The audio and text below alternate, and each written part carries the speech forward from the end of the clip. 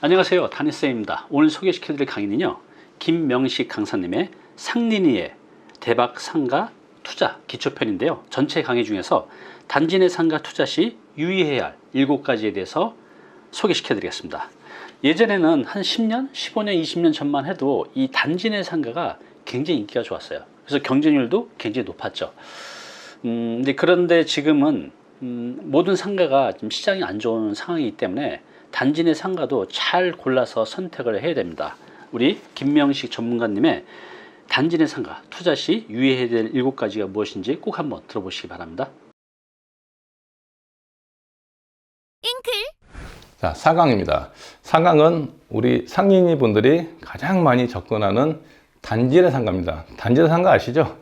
지금 대부분의 사람들이 아파트에 거주하시잖아요. 아파트에 달라붙어 있는 상가를 우리가 단지 내에 있는 상가, 단지 내 상가라고 합니다. 마찬가지로 우리 주상복합 아파트들 많죠. 주상복 아파트 상가도 똑같은 단지 내 상가 개념으로 이제 보시면 되겠는데, 우리가 단지 내 상가만 우리 상인 여러분들이 투자할 때 조심할 7가지를 제가 설명드릴 겁니다. 이 7가지만 아신다면 이 개념을 똑같이 확대하게 되면 꼬마 빌딩이든 아니면 대형 빌딩이든 똑같은 개념으로 이제 우리가 투자할 가치가 있는 물건인지 아닌지를 유추할 수 있다고 보시면 될 것 같습니다. 7가지인데 이번 4강에서는 그 중에 이제 3가지만 좀 살펴보겠고요. 그래서 입점 업종이 어떤 게 있는지, 세대수에 따른 거, 평형대에 따른 거, 그 다음에 동선에 따라서 단지 상가 투자 가치가 있는지 없는지를 한번 살펴보도록 하겠습니다.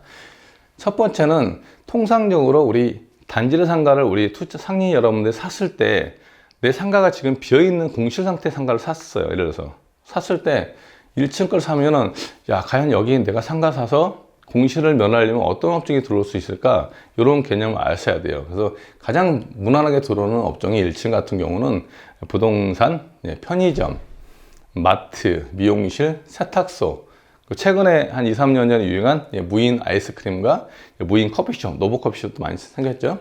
분식점, 꽃가게, 가장 또 많은 치킨오프 관련이 있겠죠. 그다음에 이자카에도 뭐 꼬치 이런 쪽 많이 들어와요. 프랜차이즈. 그리고 정육점이나 야채 많이 들어오죠. 그리고 문구나 펜시인데, 이 문구 펜시도 최근에는 무인화돼서 뭐 문구야 놀자 이런 개념처럼 무인 개념으로 들어옵니다. 여기 있는 이 업종들이 우리 상인 여러분들이 상가, 1층 상가 만약에 샀을 때, 단지 상가를 샀을 때 대체로 들어오는 업종들입니다. 특히 부동산, 편의점, 미용실, 세탁소, 치킨 호프가 아마도 70% 이상이 해당될 겁니다.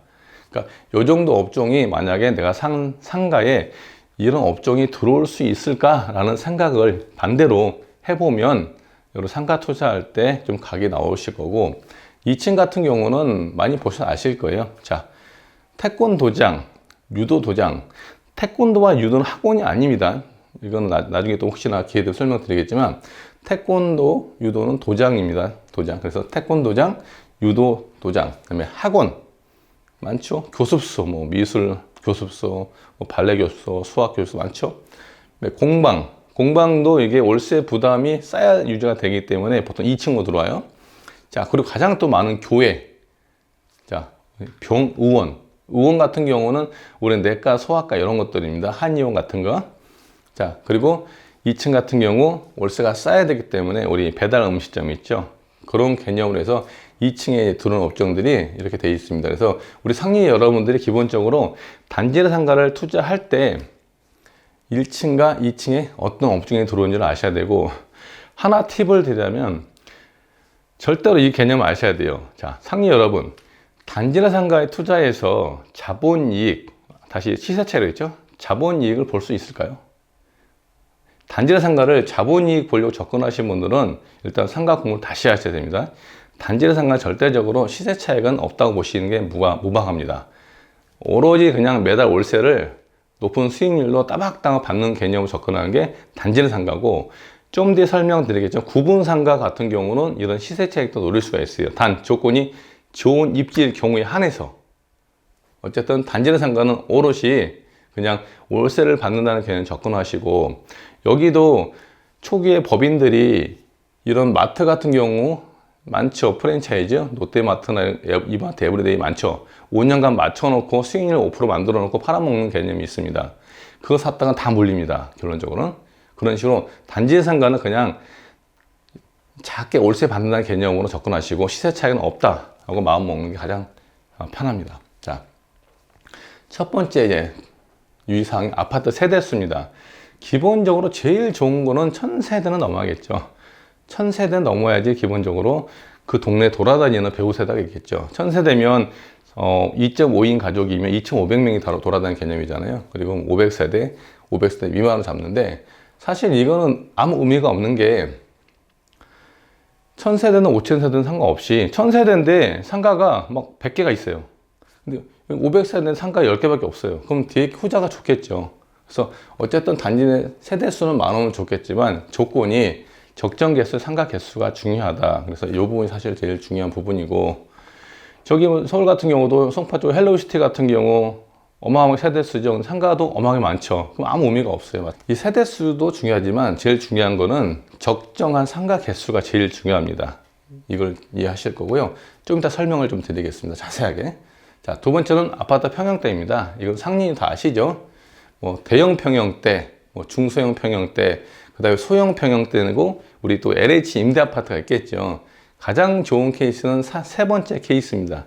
소형 15평 이하 평형대에 1인 세대에 LH 임대 세대면 가장 소비성이 뛰어납니다. 그리고 제일 좋은 게 세 번째 15평 임대 같은 경우는 상가 개수가 기본적으로 작습니다.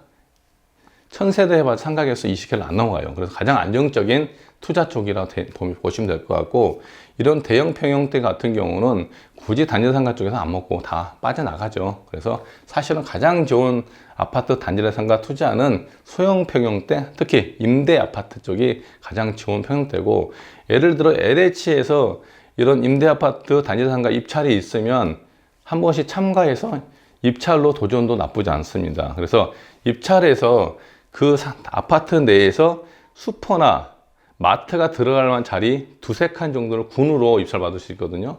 그걸 입찰 받게 되면 바로 피작도 가능하기 때문에 이런 아파트 쪽에서 LH 입찰도 한번 관심 있게 봐라. 그 대신 이렇게 작은 소형 평형대 세대수 많은 거에 입찰하시는 게 좋을 것 같습니다.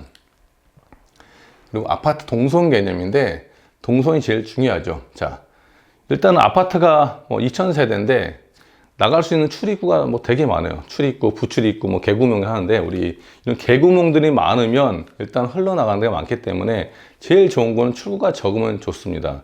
최근에 아파트들은 다 지상에는 차를 안 대죠. 다 지하로 들어가죠. 그래서 차가 들어가는 진로에 있는 그 호수들 사실 좋지 않아요. 보기는 좋은데 실제 동선이 아니기 때문에 일단은 동선을 파악해야 되는데, 첫 번째로 만약 기존 아파트다, 그럼 가장 동선 체크할 때 좋은 게 뭐냐면 우리 여러분들이 딱 현장에 가셔서 우리 일명 저는 이렇게 말하거든요. 유모차 부대.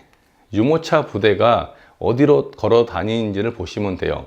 그 유모차 보도가 걸어 다니는 횡단보도가 주 동선입니다. 그리고 그분들이 다니는 동선에 해당되는 상가 호수를 여러분들이 사시게 되면 가장 무난하게 일단 공실은 없다고 보시면 될 것 같습니다. 그리고 신규 상가 같은 경우는 지금 기존 상가처럼 우리가 볼 수가 없잖아요. 지금 짓고 있으니까.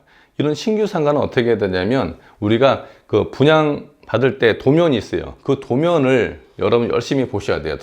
도면을 파악해야 돼요. 어떤 경우이냐면 내 상가를 101호와 101호부터 만약에 1층에 125호까지 있는데 나는 101호를 좋은 자리 생각했는데 알고 보니까 그 자리가 125호였어요. 다시 말하면 도면을 볼지 모르면 좌우 대칭도 잘못할 수가 있고, 또한 도면에 안 나와 있는 많은 부분들이 있어요. 그래서 신규 상가는 도면을 정말 열심히 파악해서 과연 이게 완성됐을 때 어느 쪽으로 사람들이 흘러나올 것인가를 파악하셔야 됩니다. 쉽진 않겠지만 자꾸 공부를 해보셔야 됩니다. 자, 그리고 중요한 부분인데, 혹여나 우리 상인 여러분 중에 자금이 1억 미만이다 이러신 분은 꼭 관심을 가져보세요. 나홀로 아파트 상가가 최고입니다. 나홀로 아파트. 아파트 딱 한 동에서 한 4동 사이에 뚝 떨어져 있는 그런 개념의 아파트를 나홀로 아파트랍니다. 이거는 제가 제일 좋아하는 투자 개념입니다. 경매를 하더라도 이런 아파트 상가 나오면 많이 들어갑니다. 가장 안정적인 상가가 나홀로 아파트 개념인데, 제가 예를 하나 들어드릴게요. 여기 보시면 다산 청정 아파트라는 개념이 있어요. 4동짜리인데 439세대짜리가 있어요. 쭉 이런 개념이고요. 평형대가 12평, 15평, 18평, 21평. 네가지 타입의 439세대. 주변 보시면 아무것도 없죠. 여기 일단 퇴근하고 들어가면 못 나옵니다. 오롯이 이 안에 있는 단지라 상가에서 술 먹고 뭐하고 다 사야 돼요. 이게 바로 나홀로 아파트입니다. 이런 상가 혹시 경매에 뜨면 한번 도전해 보시면 소액으로 투자할 수 있는 개념이고 높은 수익률을 얻을 수 있는 부분이에요. 자, 제가 사진을 봤는데 요게 지금 아파트 상가예요. 1층, 2층짜리네요. 자, 이런 식으로. 이런 데는 누드뷰 안 봐도 100% 왜? 공실이 없어요. 있을 수가 없어요. 왜? 세대수 400세대인데 아파트 상가 몇 개 안 되죠. 끼케 10개도 안 되죠. 무조건 이런 데는 짱입니다. 아마 여기 부동산이 하나 있는데 이 부동산 본인 자가 부동산일 겁니다. 아마. 이 부동산만 해도 제가 볼 때 한 400세대 단독으로 먹고 살면 한 달에 1,000만 원 벌이는 할 것 같은데요. 쉽게 말해서. 그러니까 이런 식으로 요런 나홀로 아파트에 해당되는 상가를 사게 되면 이런 거 제가 알기로 상가 가격 1억도 안 되거든요. 대출교 이러면 한 4천 정도면 사요. 4천에서 월세 한 6, 70 받으면 수익률 13% 나옵니다. 이게 가장 안정적인 상가고 이런 식으로 나홀로 상가를 여러 군데 사두시면 좋고 그 대신 여러분들이 관리를 해야 하기 때문에 내 집에서 아무리 멀어도 한 1시간 반 차로 그 바운드리 내에 있는 해당되는 상가를 사두시면 관리도 할 수 있는 부분이 되기 때문에 이런 식으로 소액 투자를 노리신 분, 그러니까 상가를 처음 하시는 분이 부담 없이 하고 싶으면 이렇게 나홀로 상가 있죠. 이런 거 접근하시면 처음에 큰 실패 없이 할 수 있는 부분이기 때문에 제가 소개를 좀 해드렸습니다. 다음 강의에서 바로 또 이어서 하겠습니다. 네, 김명식 강사님의 강의 잘 들어보셨나요? 이번에 전체 강의는 아래 댓글에 링크 달아 놓을 테니까요. 상가 투자 관심 있는 분들은 꼭 보시기 바랍니다.